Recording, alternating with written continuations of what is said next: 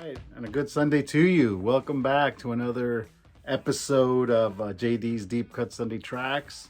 Again, where we're going to unearth bands and songs that have been, buried in time, maybe kind of forgotten about. They're not played on the radio, obviously, but yeah, you can get your dose of unearthing some gems. Bring them back to life. All right. I hope you're having a good end of the weekend on your Sunday. Today's a good one. I always say that, right? I'm getting starting to say that all the time. Hopefully they're all good. But I like this one because it's another 70s era band, innovators in their own right. Definitely got forgotten with time. This was a pretty big band for its time, along with others in that same brotherhood. We're gonna be talking about Sweet today. The Sweet, British glam rock, kind of neo-progressive band, came out in the early 70s. Of course, I like to talk about the album or the songs that weren't big in the spotlight. As Sweet did have did have some charters there. First time I heard this band was on the soundtrack for the movie Dazed and Confused. That's the first time I heard them. That was the first time, way back in the late, or when the movie came out. I mean, or mid 80s, I believe, or 90s. I might have heard a song here or there, before. But the Sweet came out in early 70s, I believe 70, 68, 69, 70. Their first album didn't come out till 1970. But as of course, I am going to be talking about one of their later albums. As they did have their early stuff wasn't quite too charting until their third album, I believe. Desolation Boulevard is when they started getting big here in the States, at least. But we're talking about Level Headed. Okay, Level Headed was an album that came out in 1978. Good album, very innovative album. Okay, and the song we're talking about is Love Is Like Oxygen. Love Is Like Oxygen was a kind of a semi neo-progressive, meaning, it's a long song, about 7-minute song, has its midpoint interlude, really good song. This was their last song that charted, and this was their last song with their original lineup of Brian Connolly as the singer. He left after this album. I think they made 3 more albums. Andy Scott still stayed in the band.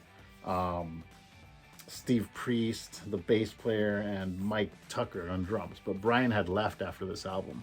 And it was like his last hurrah, swan song.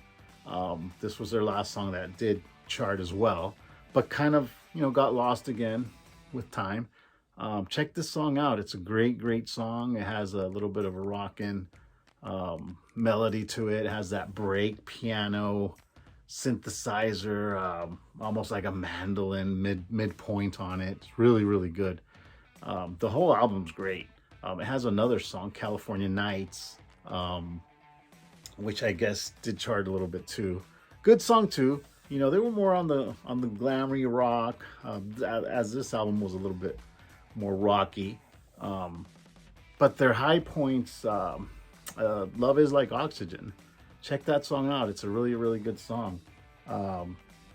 The Sweet influenced a lot of the 80s glam rock bands, such as LA Guns, Motley Crue, Skid Row. They've really influenced a lot of those bands.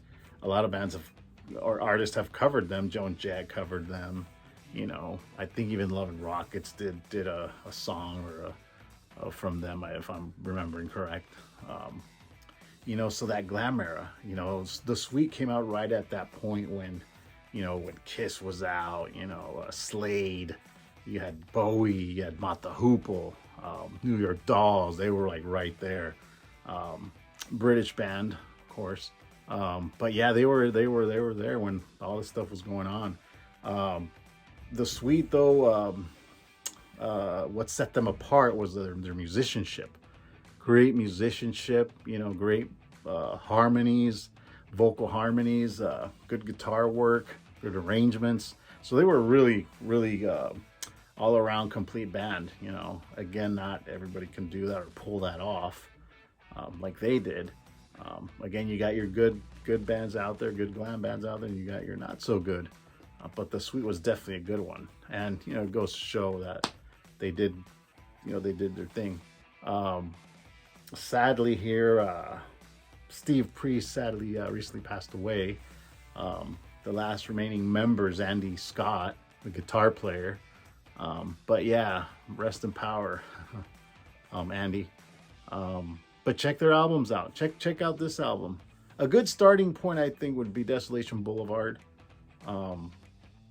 That was where you know, their big top songs are.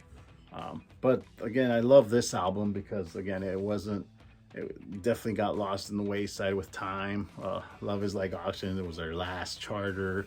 You know, not too high, but definitely this song. I mean, I don't think I've ever heard it played, maybe a couple times, but it's definitely a song that's worth analyzing and checking out. 7-minute song. Okay, great intro, great midpoint, interlude, break. You got that piano in the middle with the mandolin and the keyboard work, and then you got the build up.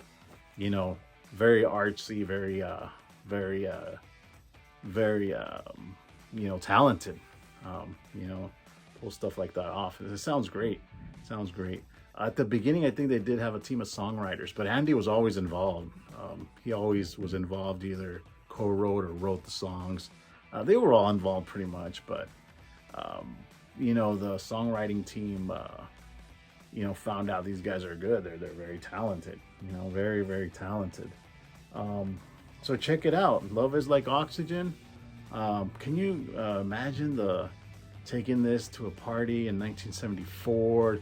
You know, putting on the record, party on. It must have been amazing. You know, they wrote a song. California, I guess back then was the in place to be. You know, everybody wanted to be in California, Hollywood, LA, Sunset Boulevard, you know, whiskey and all that. I mean, this band was from England and they're writing songs about California. Zeppelin, you know, refers to California a lot in their songs. So it must have been, and it still is, California. Love it or leave it. Okay. So yeah, check out the Sweet with Love Is Like Oxygen. Won't go wrong. You know, won't go wrong. Discover a new gem there. All right. Well, I hope you're having a good one. Stay safe, everybody, and we'll see you on the next one. All right.